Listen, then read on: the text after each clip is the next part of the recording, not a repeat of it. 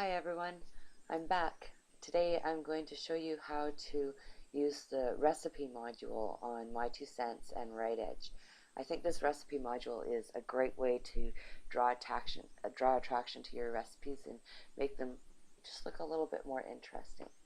Okay, so today I'm adapting a recipe that I already had on here. So I've got pretty much everything ready. Um, Obviously, you want to start with your title and start with your post. You can have a blank post in here. If you want to put your information in here first to see, make sure that it lives up to the word count of the site that you're on, that's fine. Sorry about that. I had a little knock on my office door. I think I was saying that if you want to add your text in here to see that it's the proper word length, you can do that first. But after that, I would copy it into a text file. If you copy it into a text file, there won't be any formatting or anything on it, so that makes it a little bit easier. I'm going to minimize my browser, so that you can see both the text file and my browser. Okay, so first thing you want to do is click on this funny little button. I'm not really sure what it's supposed to be, but I think it maybe is supposed to be an onion, I'm guessing. But click on that and a new window will come up, and this is where you're going to put all of your information. So you're going to put your title in here.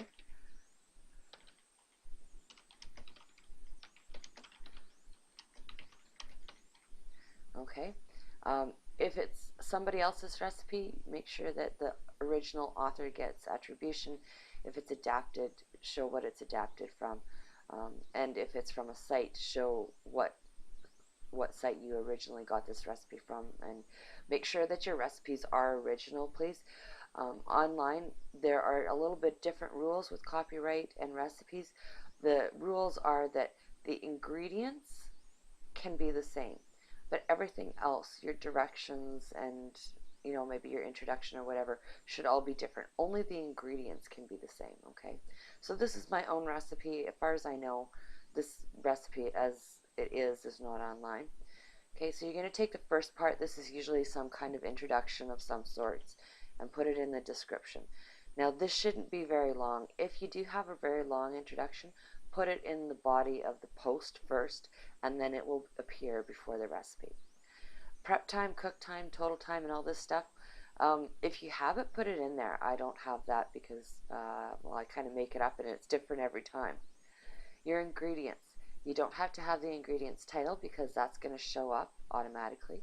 All you have to do is copy your ingredients and make sure that each one is on a different line. Okay? And same with your directions. You don't need to put a title on it or anything. Just take each direction, make sure each one is on a different line, and you're good.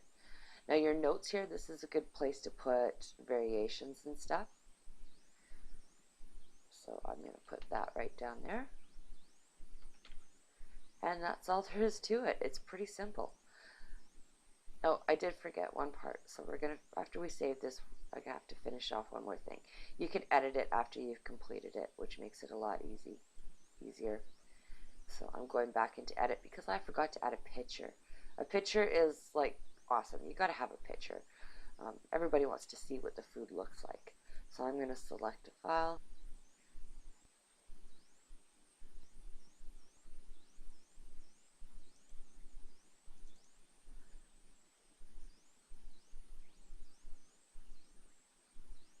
Okay, make sure that you have an appropriate title.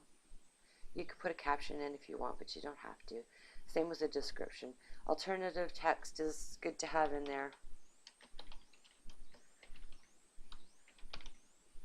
Okay, and if there's a link to a specific site or something like that, you can use that too. And then insert it into the post.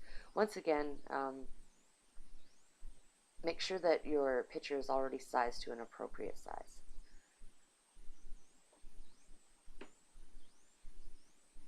Okay, now one thing to mention is if you are using pictures on the internet, make sure that they're properly sourced. Mine is a Flickr picture, and as you notice, it says some rights reserved. When you click on that, you can see what rights are available. Make sure you have the rights to use the picture. Okay, and I think I'm just going to put that at the bottom here in the notes.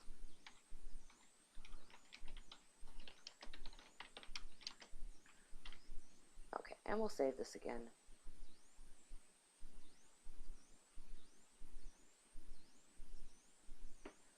Okay, and I'm going to bring this back to full size now.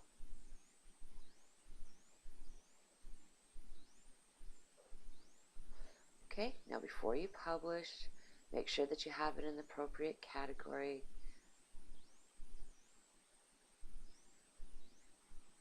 And add some tags.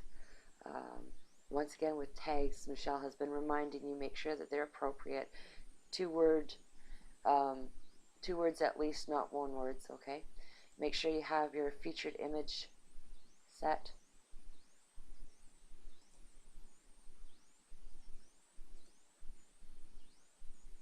And you're ready to publish. I'm updating because this is one that I've already done, but that's okay. Just remember to publish, and then we'll take a look at how it looks.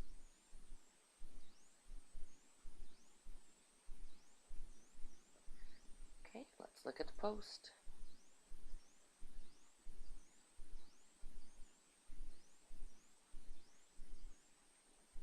Now, I've done this on my 2 cents, but the exact same thing can be done on Writedge.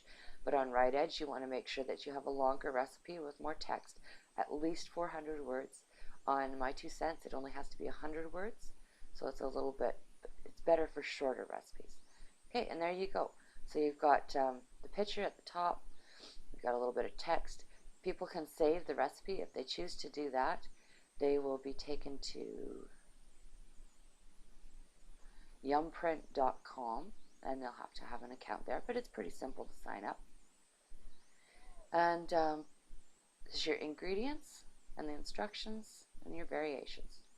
Okay, so pretty simple. I think it's a nice way to make a recipe article stand out. If you have any questions, don't forget, you can always leave them in the comments, and I'll get back to you as soon as possible. Thanks.